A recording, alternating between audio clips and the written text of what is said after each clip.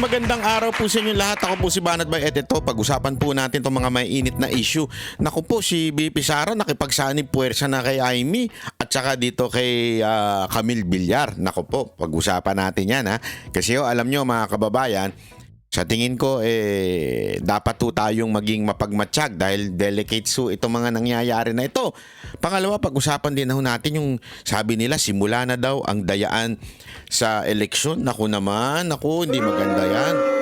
Kasi marami yung nagre-reklamo mga OFW tungkol po sa kanilang pagboto. Sabi ko nga, mga kababayan, dapat to, dito ngayon pa lang, pinag-uusapan na ho ito kasi baka mamaya, pag-usapan ho ito, pagtapos na eleksyon, wala na, finish na. Alam mo naman mangyayari, pagtapos na eleksyon, kahit ano pang reklamo, wala na po yan, di ba ho? So ito, pag-usapan po natin tong issue ng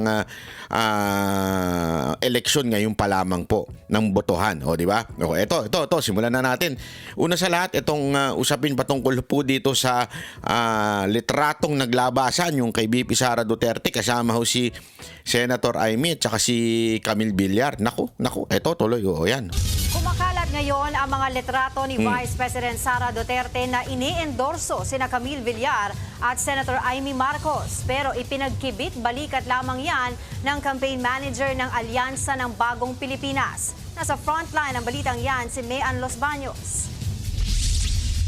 Pinag-uusapan ngayon sa social media ang larawang ito ni Vice President Sara Duterte kasama ang tumatakbong senador sa ilalim ng Alyansa para sa Bagong Pilipinas na si Camille Villar. Kasama rin sa litrato ang ama ni Camille na si Manny Villar.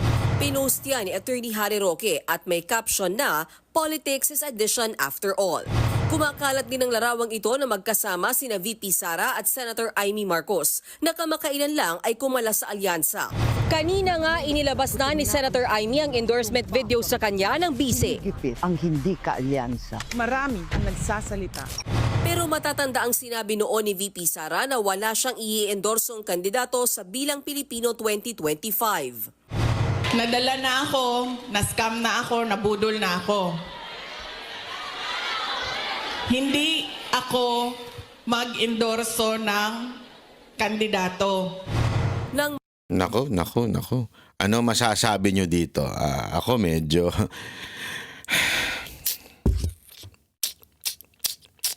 Gusto nyo na real talk? Wag na lang. Baka may masaktan. Mahirap pagka mag-real talk tayo dito. Alam nyo mga kababayan, hindi ko talaga alam kung anong dahilan na bakit nag-endorse si BP Sara Duterte. Alam nyo mga kababayan, if there is one thing about BP Sara Duterte, yan po yung siya ho ay unpredictable pagdating sa mga galawan niya sa politika. Alam mo yung sinabi niya yan, I think it was sa Hong Kong ho niya yung sinabi. Ayan po ay bago po magkaroon ng pagdukot o pagkidnap kay Pangulong Duterte.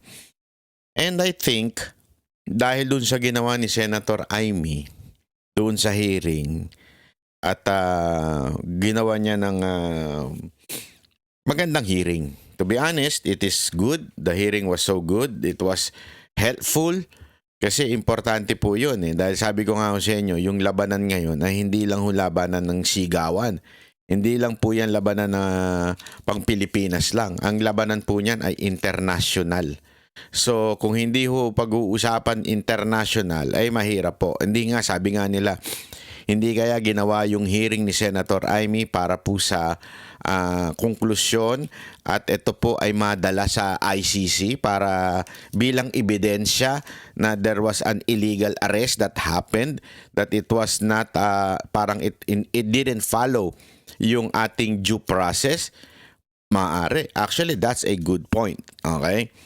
Maybe, that's the deal. Okay? I really don't know between Senator Amy and BP Sara Duterte. But for me, okay, this is just for me. You may disagree and let's agree to disagree. Ika nga. Tayo ay pwede naman po magsama-sama pa rin kahit we disagree on matters like this. Kasi may mga parang nakikita ako mga vlogger na lumilin doon sa sa parang gusto nila yung strategy na isama si Senator Amy. Basta for me, ako, itong masasabi ko lang dyan. Masasabi ko lang. One, ang nakikita kong dahilan ng iba na mga nagpo-post na mga vlogger, sinasabi nilang kailangan daw kasi dahil baka mahina yung sampung kandidato, ika nga. Ibig sabihin yung Duterte, di ba? Ibig sabihin posible na baka naman kailangan natin ng mas malakas, di ba? Ika nga. Okay? Pero gayunpaman para sa akin, panindigan natin. Ako naniniwala Naniniwala na kaya. May 11 ng eleksyon, di ba? So we have more time to convince people. Ang ngayon, ang dating parang we lose hope doon sa di ba? To lose hope dito sa issue na hindi kakayanin ng 10 kandidato natin. Huwag ganun. Para sa akin, napuprostrate ako kung ganun ang perspektibo natin. Di ba? O, tuloy muna natin to. Ako, nabudol na ako. Hindi ako mag-endorso ng kandidato. Nang matanong naman ang palasyo tungkol sa umunoy pag-endorso ni VP Sara sa ilang kandidato ng alyansa, ano man po yung iba pang mga detalye patungkol po dito sa recent incidents ay si Congressman Toby Chanco po ang may authority to talk about. pero ang campaign manager ng alyansa na si Congressman Toby Chanco tila hindi ito ininda. Welcome nga raw ang mga ganitong pag-endorso dahil sa eleksyon, anumang suporta ay malaking bagay. Katunayan, nakuha ng ilang taga-alyansa ang suporta ni One Cebu Party Head Governor Gwen. So parang sinasabi ngayon dito ni Tiangco na malaki daw yung parang thankful pa daw siya kuno. Na kaysa to si Camille Villar naman ay in-endorse ni VP Sara Duterte. Ako ganito lang ito lang sa akin lang naman po ito. Doon sa kay Camille Villar, ibang kaso yun Bakit to kanyo? Si Marcos, si Amy Marcos particular, ay alam naman po natin ang karakas ng mga Marcos. Kahit pagbalibaligtarin mo sila talaga mambubudol. 'Di ba? Nangako yung kanyang kapatid, si BBM, nangako kay VP Sara Duterte tungkol sa ICC. Hindi niya papapasukin ng ICC. Ano nangyari? Nabudol tayo. Nabudol pala kayo. Hindi ako bumoto dyan. Hindi ko sinisisi. Kaya lang, mga kababayan, doon sa mga nagsabing nabudol sila ng BBM, tapos ngayon papayag na naman kayo na etong si Amy iboto ninyo dahil sa pagdating ng impeachment malamang bumoto against the impeachment of VP Sara Duterte. Kasi yan pa yung pangalawang naririnig ko Iboto natin yan kasi sigurado tayong against sa impeachment yan. So, pag naipanalo yan si Senator Amy, against yan sa impeachment. Di ba? Ang dami-dami kong kilalang against sa impeachment na hindi naman dapat yan. Ang dami-dami dyan. Ako sigurado ako dito kay Camille. Kaya nga ibang issue tong kay Camille. Sa mga Villar, talagang ever since, hindi bumaluktot. Ever since, loyal, kaibigan ng mga Duterte. Ang Villar talagang loyal po yan, tapat po sa mga Duterte yan. Mula sa tatay, sa asawa, sa anak, yung si Mark, kaya din ito si Camille. Ibang issue yun. Pero pagdating mo dito kay Senator Amy, ano ang proof nito o ano yung masasabi mo mas matibay na sandigan para pagkatiwalaan natin ito? Diba? Meron na itong record Yung kanyang pamilya may record na ng bubudol. Diba? Bakit? Paliwanag ko lang sa inyo ilapit-lapit ko lang tupuan. Bakit kanyo? Tandaan ninyo, si Senator Amy ang nakiusap kay VP Sara Duterte para maging Vice President ni BBM. At ang kanyang, di ba, sinabi niya pa nga, hindi mananalo ito pagka hindi mo sinamahan. Ibig sabihin, mga kababayan, ang tunay na close talaga kay BP Sara Duterte si Senator Amy.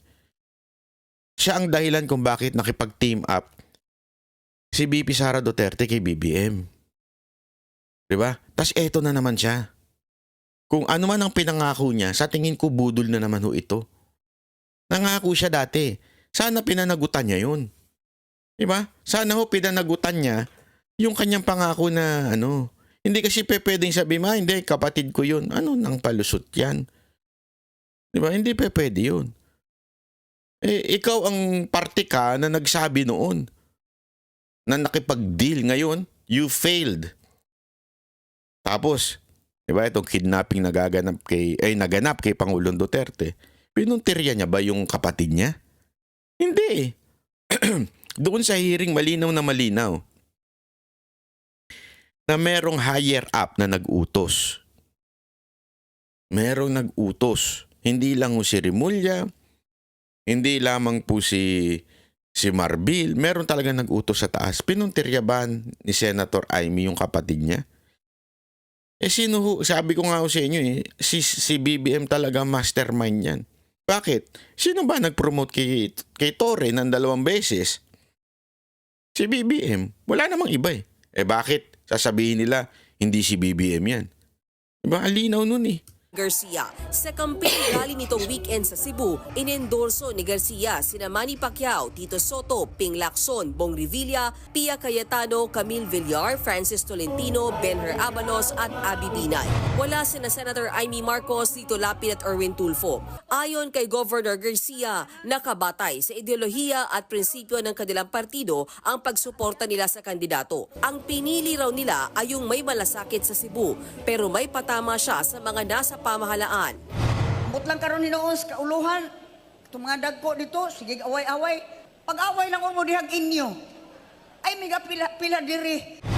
Walang pinangalanan ang gobernadora pero giit niya, walang mabuting naidulot sa bansa ang pag-aaway ng mga nasa itaas. Amoy pagpili sa inyong impyerno kay dinhi sa Sugbo, langit ang among gitinguha. Ayaw tugti ang mga kampon sa kangitngit nga maoy magbuak-buak na usab kanato. Nilinaw naman ni Garcia na nirerespeto niya si Pangulong Bongbong Marcos at kailanman daw hindi siya nagsalita laban sa mga Duterte lalo't malaki raw ang utang na loob niya sa dating Pangulo. Nagbabalita mula sa Frontline, Mean Los Baños, News 5. Pero gumigit na ka. Yun ang dyan, ang problema. Gumigit na ka, madam. So, whatever palusot mo na kesyo, hindi ka namumulitika, ayaw mo ng politika. The mere fact na ang mga pinili mong mga senatorial ay galing sa alyansa, nagsalita ka na. Ayaw mo lang mapahamak. Kasi siyempre, alam mo naman, pag ngayon kinontra mo ang administrasyon, delegates ka. Totoo naman So, ibig sabihin, ikaw ang namumulitika, Madam Gwen, Madam Governor Gwen. Bakit? Kasi ayaw mong panindigan ng tama. Alam mo na tama, kaya ka nga hindi bumanat sa mga Duterte. Alam mong meron tama si Pangulong Duterte. Pero bakit hindi mo mabanatan ang Marcos o di kaya kinampihan mo pa yung mga senador? Kasi nga, takot ka. Ganun lang simple yun. Takot ka na pag ikaw kumontra sa gobyerno, pag ikaw kumontra kay Marcos, delegates ka. That's the truth. Diba? Huwag na tayo magpaikot-ikot. Ayun po ang katotohanan. Takot po kayo. Wala kayong prinsipyo. Ayan nyo. Ngayon kasi hindi na ako, I understand, sabi nga nila, ay yung mga sinasabing, politics is addition, not subtraction or whatsoever, ever. Oo, pero ito yung time na masyado na yung ginawa ng kasamaan ng Marcos administration. Masyado na yung nababoy ang ating bayan. Masyado na yung batas ginagahasa, binababoy. Wala nang sinusunod na batas. Sila na ang batas. Yung pagdukot kay Pangulong Duterte, that's below the belt, There is another way of fighting your opposition o your yung sabi mo ng enemy, di ba? Yung hindi below the belt. Meron namang ganun eh. Yeah, anong ibig ko sabihin? Mari sa boxing, labanan yan eh. Suntukan talaga yan, sakitan yan. Patutumbahin mo pa nga eh, di ba? Okay lang yan kasi parte yan ng sports, ika nga. Ano yan eh, parte yan ng labanan. Sa politika, ganun din. Patutumbahin mo rin yung kalaban mo sa politika. Tatalunin mo nga eh. So you will do everything to do it. I understand. That's part of the game. Politics is like a game. Party yan. Yung sa atin. Di ba kaya nga sinasabi nila sa politika, there is no permanent friends and there are no permanent enemies. Nagkakabati-bati, mag-aaway lang, magkakabati. Ganun eh. That's politics. Okay? Pero mga kababayan, hindi ko matatanggap yung ginawang below the belt ng kalaban o itong si Marcos at si Romualdez. Below the belt po yung ginawa nila kay Pangulong Duterte. That's beyond politics. That's a devil's act. Ika nga. May pagkademonyo na yung ginawang hindi binigyan ng due process yung tao. At tanda na, sabi nga, kahit man lang awa, wala. I mean, hindi po yun hindi na makatao. Makademonyo na talaga yung ganong klaseng galawan. Di ba? Okay lang sa akin, kuwari, kontrahin mo, idemanda mo dito sa husgado sa Pilipinas, ipaaresto mo, dahil may ukaran sa Pilipinas. Okay yun eh. I mean, okay. Parte talaga ng politika yan eh. Batuhan eh. Oh, di ba? Kasama talaga sa buhay yan eh. Tanggap nga ni Pangulong Duterte at sanay na ho yan sa ganyan. Tandaan ninyo. Si Pangulong Duterte sanay yan sa local politics. Ibig sabihin, talaga nga naman kung batuhan at batuhan lang naman din ng putik, kaya niyang tanggapin ang lahat ng putik, ilagan at ibato pabalik sa iyo. Yeah? Nangyari naman yan in 2016. Pero itong ginawa nila, ito below the belt talaga. Kaya sa tingin ko, mga kababayan, sa tingin ko lang naman, hindi pwede dito yung gitna. Meron nga ako narinig eh. Saan ko ba napanood na video yun? Basta may napanood ako nag-trending na video. Ang problema kasi kay Senator Amy, gumit na siya. Tandaan ninyo, ang mga gumigit na nasasagasaan. Hindi totoo. Alam mo na, ang ganda ng logic na yun. Ha? Pag ikaw gumit na ka sa karsada, nasasagasaan ka. Kaya it's either nandun ka sa kabila o nandito ka sa kabila. Pag gumit na ka, bangga ka sigurado. Makakatagal ka for a meantime o kasi umiilag sa'yo. Pero pagka sa sobrang gulo na ng trapiko, bangga ka dyan. Ganun po ang ginawa ni Senator Amy. Kaya sa tingin ko, it's too late. Honestly, yung ginawa niyang hearing, ilang beses ko na nilabas sa vlog ko na yan, na gusto ko yung ginawa niya. Let's give credit to her sa paggawa nun. Pero itong latest niya na video, hindi ko nagustuhan. Parang ginamit lang yung hearing na yun para sa ad niya. I'm sorry I mean suportado ko si BP Sara Duterte, suportado ko mga Duterte. I will never stop supporting the Duterte maging sa 2028. Pero I think medyo mali itong desisyon na ito. Sa tingin ko, hindi maganda at hindi makakabuti sa paninindigan ng Duterte. I really hope, I really hope PDP as well as the entire leadership of Duterte team will not accept Senator Amy. Kasi this is not about just Duterte and Marcos. This is about standing on the right issue. Standing on the principled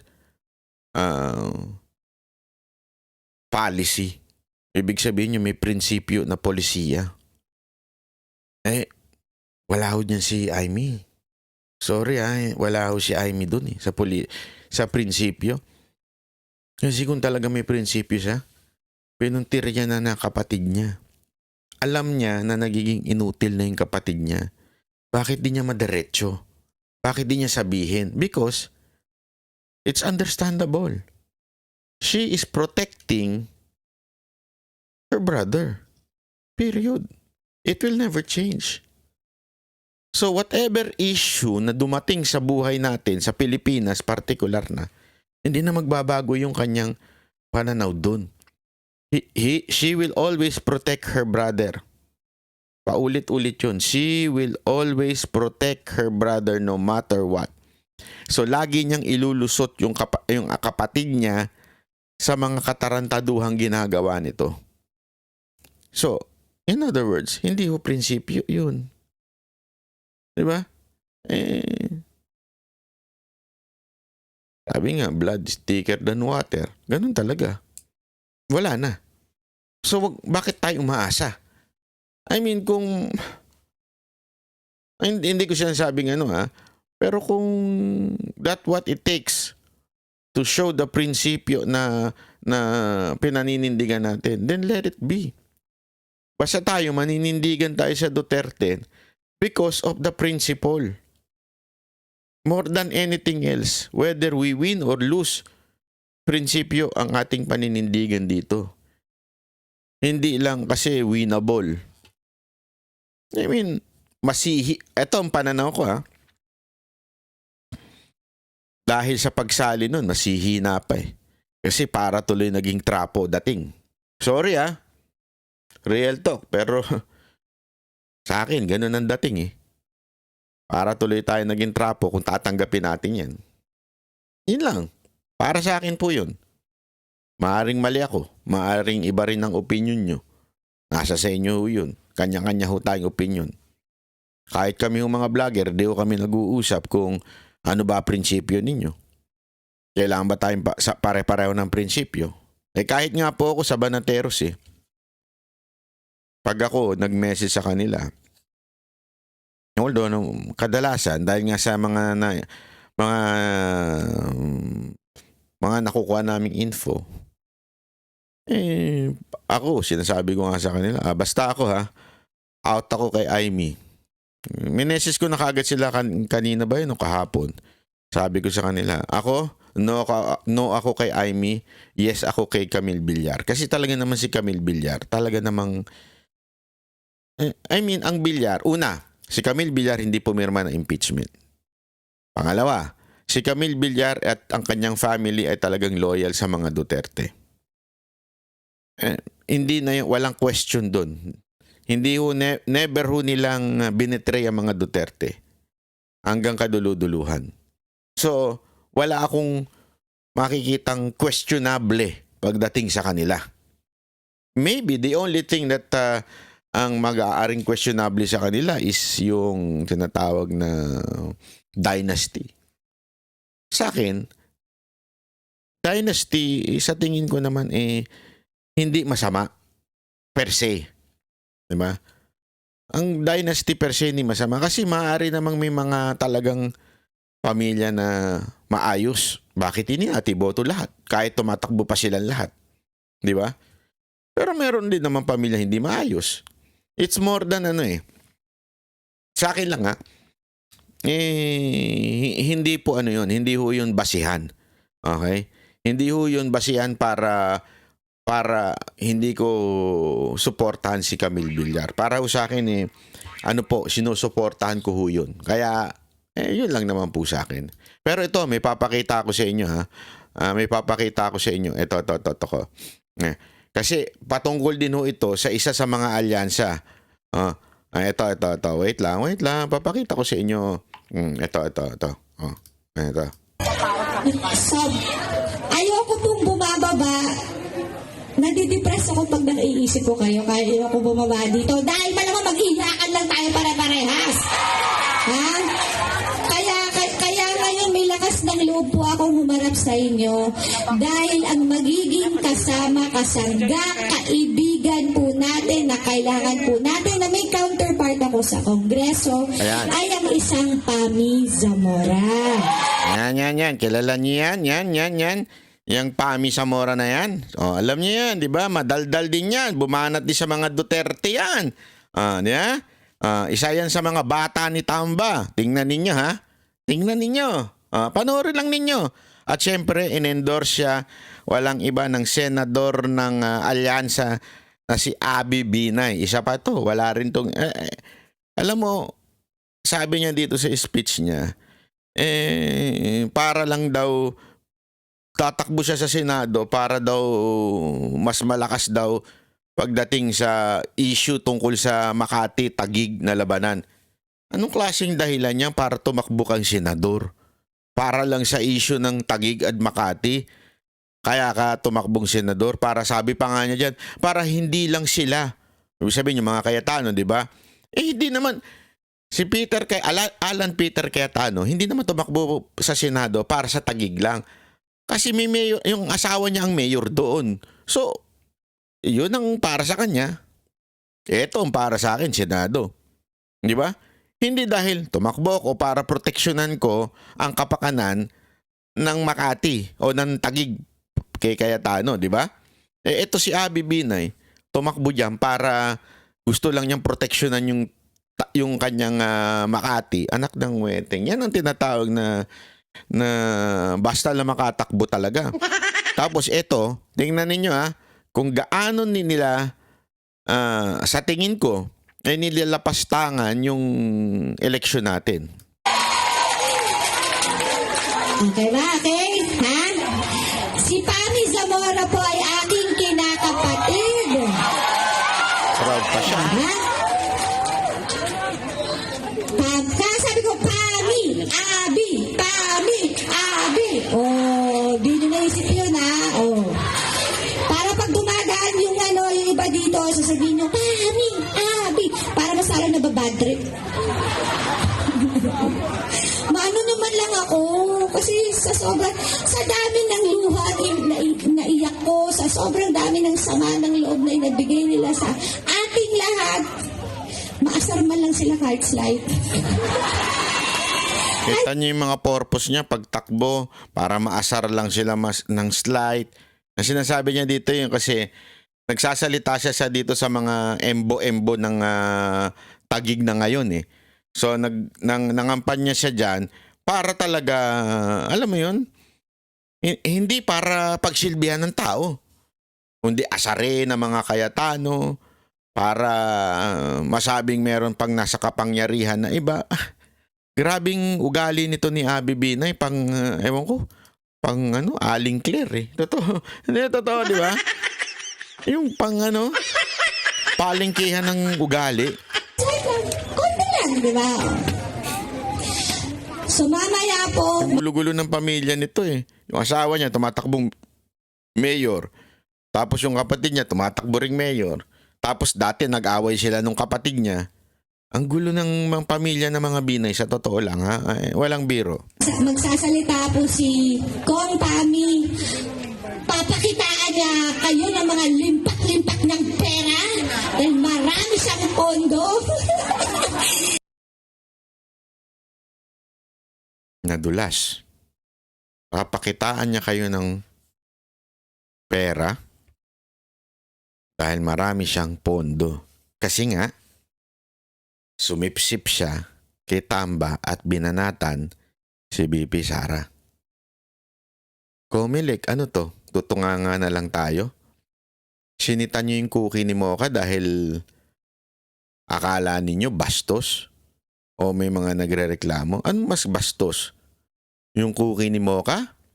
O dinadaan sa pera ang pangangampanya? Ano ang mas bastos? Ang korupsyon? O yung cookie ni Mocha? Sa cookie ni Mocha, walang perang ginamit ng gobyerno. Dito, ayan lantaran sinasabi. Maraming pondo, maraming pera. Bakit?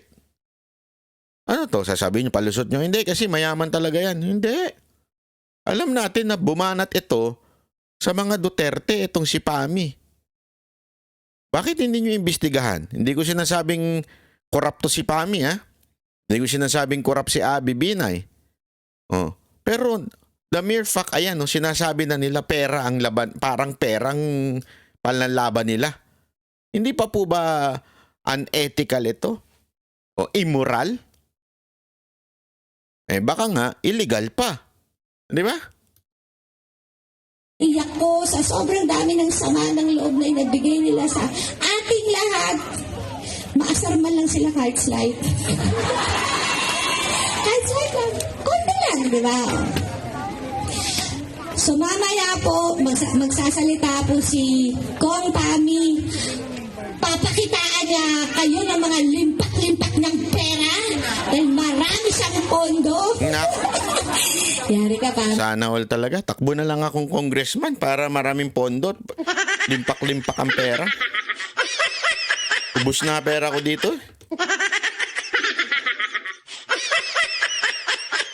Di ba? Mantakin mo, pera-pera na lang talaga labanan ng eleksyon ngayon, ano? Ako po ay nagmamadali na dahil may kampanya din po ako sa Makati, no? So, Kita nyo, mga kababayan? Tama ba ho ito? Comelec? Hindi, ako, nagtatanong lang ako sa inyo, ha? Tama pa ho ba yung ganitong klaseng pangangampanya? Kasi, ang ano sorry si Mocha sumunod sa inyo. Dahil sabi nyo yan, di ba? Masunurin si Mocha. Hindi pasaway na bata yun eh. Oh, kinall out yung si Mocha. Pero ano ba ang mas nakakababa ng moral ng tao o sabihin na natin yung mas nakakasira ng kaugalian ng mga Pilipino? Yung cookie ni Mocha? Hindi, alam mo, may mga nakikita nga akong comment. Hindi nga namin inisip na bastos yung cookie ni Mocha noong una until pinoint out ng ilan na bastos daw yun. Kasi nga again, depende yan sa utak mo. Kasi yung cookie ni Mocha, it is really her business before. Pangalan ng kanyang negosyo yun, cookie ni Mocha. And there are a lot of proof na talagang business niya po yun. Yun ang pangalan ng business niya. And that business has an advocacy. Meaning, may dahilan yung kanyang negosyong yun para po makatulong sa may cancer patient. And we were part. Even if you ask St. Luke's Breast Cancer Awareness, kami po'y aktibo nun. Mocha Girls, pangunguna ni Mocha. Si Mocha kasi sumasayaw. Siya pang leader nun eh. Ng Mocha Girls. Ano po, aktibo ho kami in helping awareness sa mga kababayan natin pagdating sa breast cancer. Dahil nga po, mismong yung nagbe-bake ng kanyang cookies ay may sakit na breast cancer, tinulungan niya yun, yung kita ay binibigay niya doon, tinutulong niya doon. Kasi nga po, ang nanay niya ay may breast cancer. Diba ho? So anong ibig sabihin? Walang masama doon. Ewan ko kung saan nyo nakita yung masama. Ang masakit pa nga dito, ito ang tunay na masama.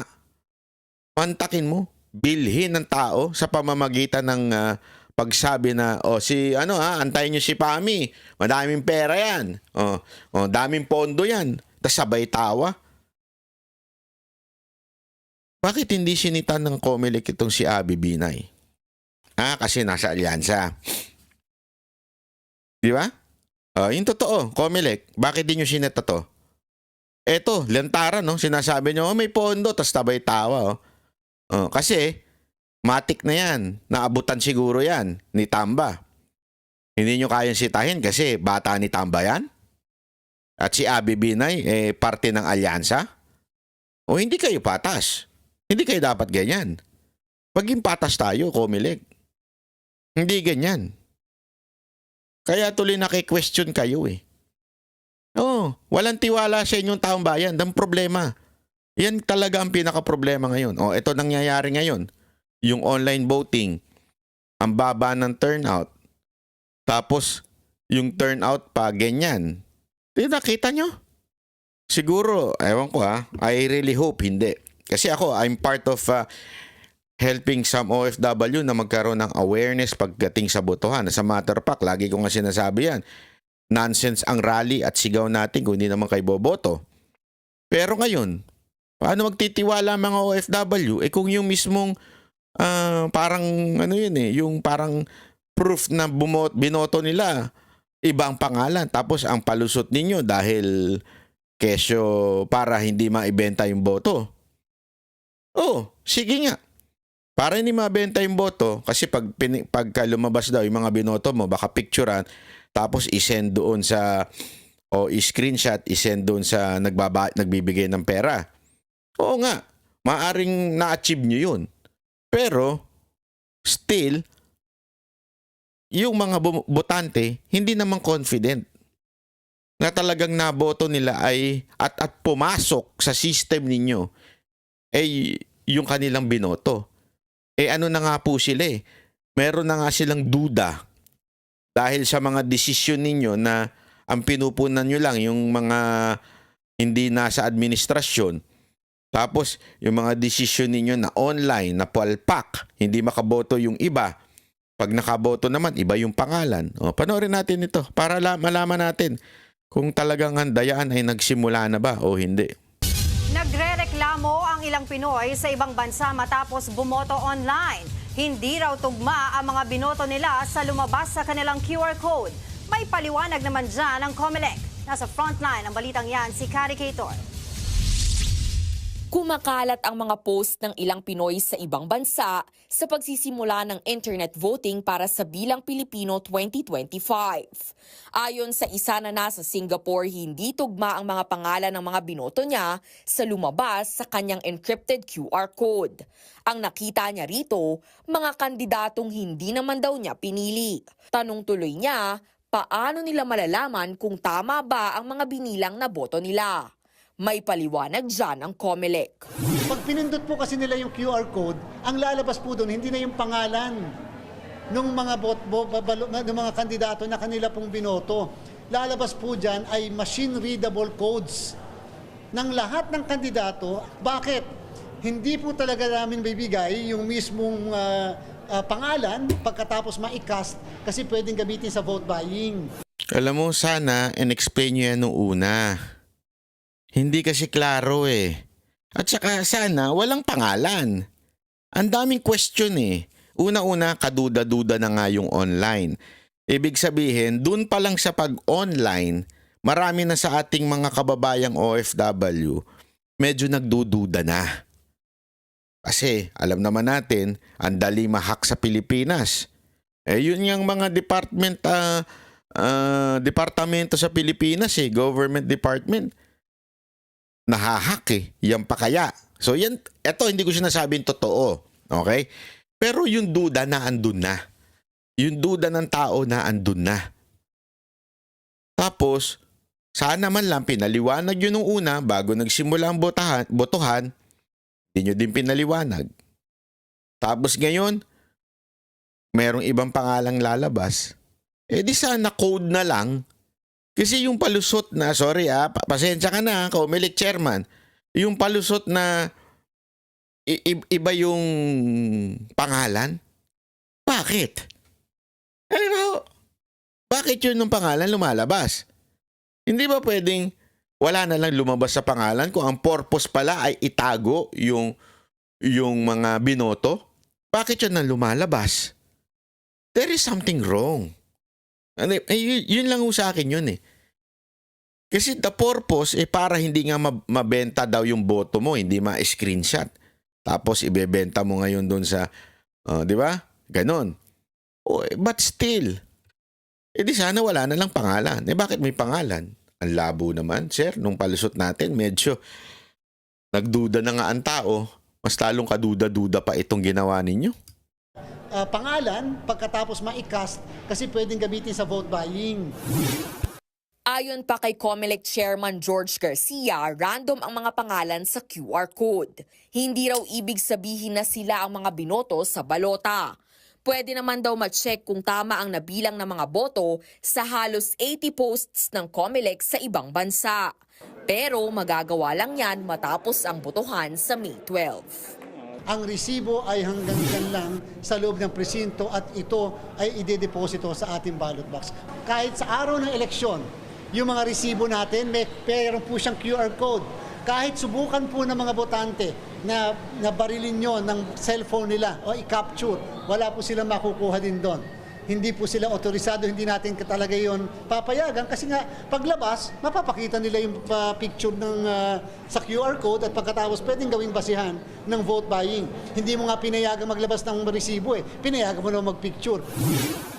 Ang election watchdogs na NAMFREL at PPCRV magkakaroon din daw ng sariling beripikasyon ng mga botong nakapaloob sa mga encrypted QR code. Sabi ng COMELEC, normal namang magkaroon ng agam-agam ang mga Pinoy sa ibang bansa, lalo't ito ang unang beses na nagsasagawa ng online voting. Pero wag daw sana itong maging dahilan para hindi na sila bumoto. Inaasahan ng COMELEC na hindi bababa sa 55% ng 1.2 million registered overseas voters ang mga boboto ngayong taon. Pero sa kasalukuyan, nasa 55,000 pa lang ang nag-enroll Grabe, no? sa internet voting. Paano nga kasi? Ay, nako. Ewan ko sorry pero medyo palpak talaga Mas lalo tuloy kaduda-duda talaga yung ginawa ninyo Solusyonan nyo yan. Dapat nung una pa lang talagang itinuro nyo na maayos. Wala akong narinig na OFW na nagsasabing maayos yung botohan ngayon. Lagi. Madaming nagrereklamo sa akin. Sabi ko nga, anong gagawin ko? Hindi man ako parte ng COMELEC. I mean, sorry ang dami nagrereklamo sa akin Wala man ako magawa. Hindi naman ako parte ng COMELEC. Hindi man lang pinaliwanag ng COMELEC, wala talaga. Hinikayat din ng palasyo ang mga OFW na makiisa sa botohan. Yun po ay karapatan po talaga nila. Bakit ba Dito po tinatanong yan si attorney?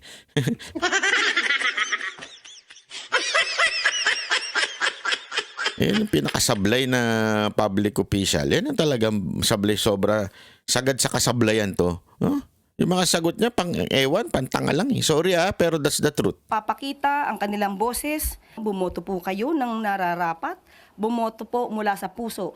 Huwag pong bumoto dahil lamang sa bulong o dahil kayo'y nabayaran, kundi iboto niyo po ang mga taong nararapat. Nagbabalik Ang sagot niya, pang simple, no? Hindi mo maintindihan na naging abogado, no?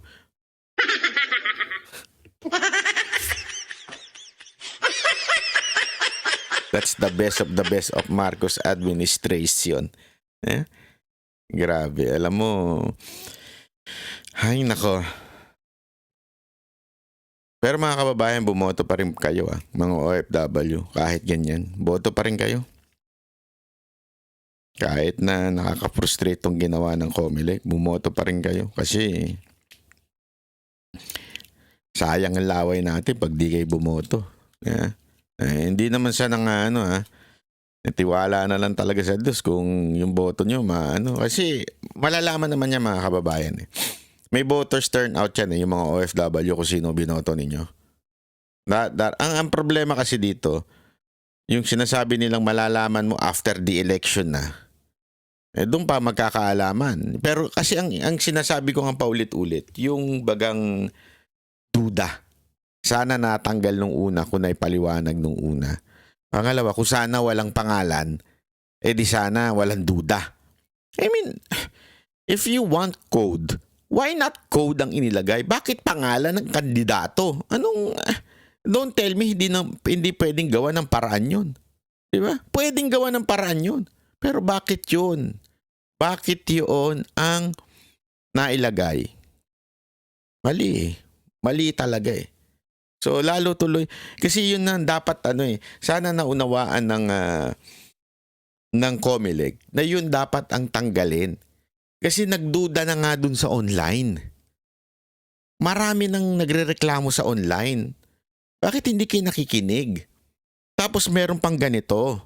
Kita niyo yung voters turnout ngayon, ang baba, sobrang baba. Kasi nga yung duda nandun. Sana tinanggal nyo. Eh yun ay trabaho ninyo. Di ba? Yun lang naman po sa akin.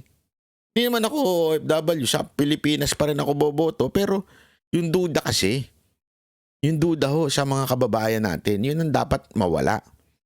Eh, pagka ganyan, gambante, kudasay na lang ang masasabi ko dyan.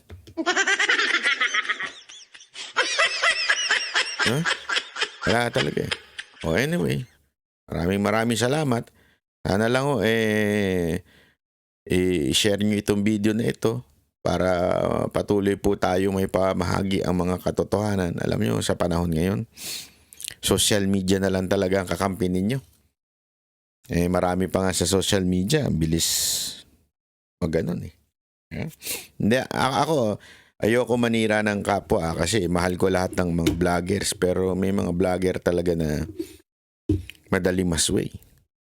Kaya sa akin, mga kababayan, doon tayo sa Banateros. Banateros, matibay. Maaasahan nyo kami.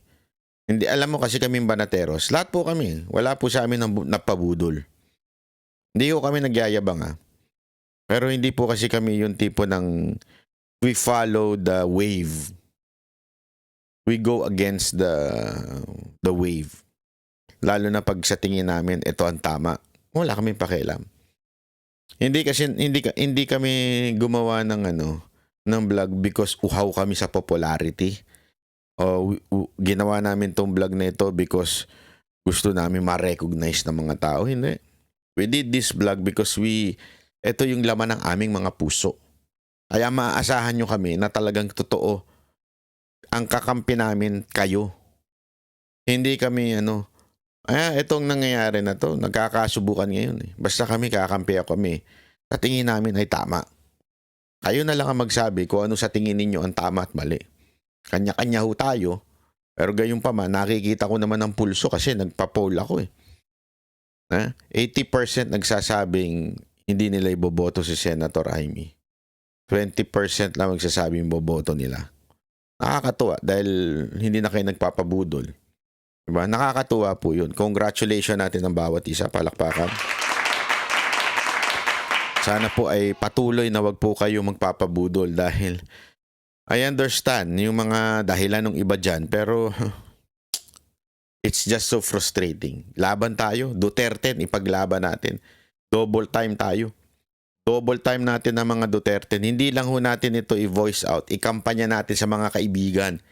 Ikampanya natin sa mga kamag-anak natin. Ipaliwanag natin sa kanila bakit kailangan straight. Ulitin ko straight. Hindi lang isa, hindi lang 5, hindi lang 3, hindi 7. Straight kailangan 10. Pasok sa banga. Ika nga. Ipaliwanag natin yan. Importante po yan. Ha? Mga kababayan, maraming salamat po. Kita-kits ulit tayo sa susunod na video. Yan ang Banateros, boses ng ordinaryo Pilipino. Banateros ay walang makaka